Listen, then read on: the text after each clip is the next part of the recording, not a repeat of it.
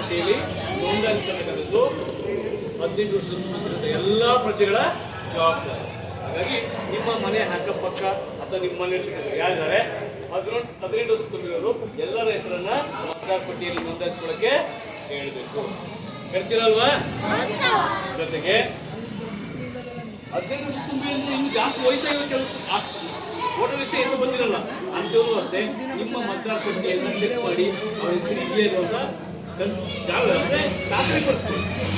ಮತದಾರ ಪಟ್ಟಿಯಲ್ಲಿ ನಿಮ್ಮ ಮತದಾರರ ಹೆಸರು ಇದೆಯೋ ಇಲ್ವೋ ಅಂತ ಖಾತ್ರಿಪಡಿಸ್ಕೊಳ್ಳೋಕ್ಕೆ ನಿಮ್ಮ ಪೇರೆಂಟ್ಸ್ಗಳಿಗೆ ಮನವರಿಕೆ ಮಾಡಿಕೊಡಿ.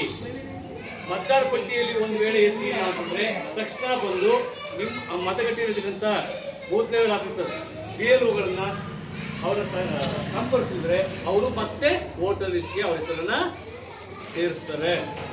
ಆ ಸೇರಿಸೋದಕ್ಕೆ ಅವರಿಗೆ ಅವರ ಆಧಾರ್ ಕಾರ್ಡು ಮತ್ತೆ ಹುಟ್ಟಿದಕ್ಕೆ ಏನಾದ್ರು ಒಂದು ದಾಖಲೆಗಳನ್ನ ತಗೊಂಡ್ಬರ್ಬೇಕು.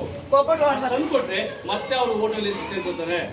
ನಿಮ್ಮ ಮನೆಗಳಲ್ಲಿ ಯಾರು ವೋಟರ್ ಲಿಸ್ಟಲ್ಲಿ ಹೆಸರು ಕೈ ಬುಕ್ ಆಗಿದೆಯೋ ಅಥವಾ 18 ವರ್ಷ ತುಂಬಿಯೂ ಯಾರು ಹೆಸರು ಸೇರಿಸಿದ್ರು ಅವ್ರು ಕಂಪಲ್ಸರಿ ತಮ್ಮ ಮನೆಗಳಲ್ಲಿ ವೋಟರ್ ಲಿಸ್ಟ್ಗೆ ಸೇರಿಸ್ಕೊಳ್ಳೋಕ್ಕೆ ನೀವೆಲ್ಲ ನಿಮ್ಮ ಪೇರೆಂಟ್ಸ್ಗಳಿಗೆ ಹೇಳ್ತೀರಲ್ವಾ?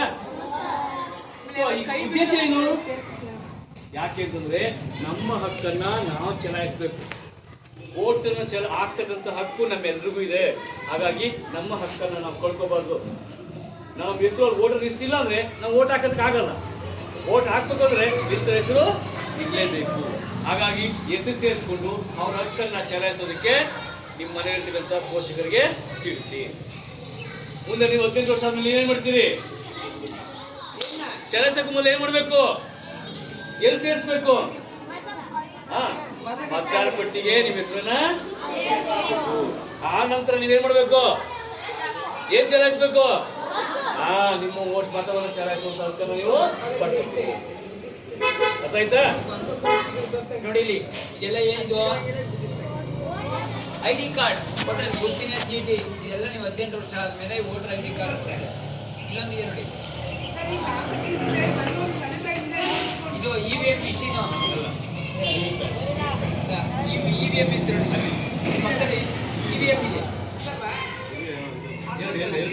ವೋಟ್ ಮಾಡ್ತೀರಲ್ವಾ, ಆ ವೋಟ್ ಮಾಡುವಾಗ EVM ಅಂತ ಇರುತ್ತೆ, ಎಲೆಕ್ಟ್ರಾನಿಕ್ ವೋಟಿಂಗ್ ಮಿಷಿನ್ ಅಂತ. ಮೊದಲ ಪೇಪರಲ್ಲಿ ಆಗ್ತಿಲ್ವಲ್ಲ, ಅದ್ರ ಬಗ್ಗೆ ದೊಡ್ಡ ಎಲೆಕ್ಷನ್ಗಳು ಏನು ಮಾಡ್ತಾರೆ, ಯಾರು ನಿಂತಿರ್ತಾರೆ ಅವ್ರ ಮುಂದೆ ಇದಿರ್ತೇವೆ ಗೌರವ ಅಷ್ಟೇ ನೋಡಿ.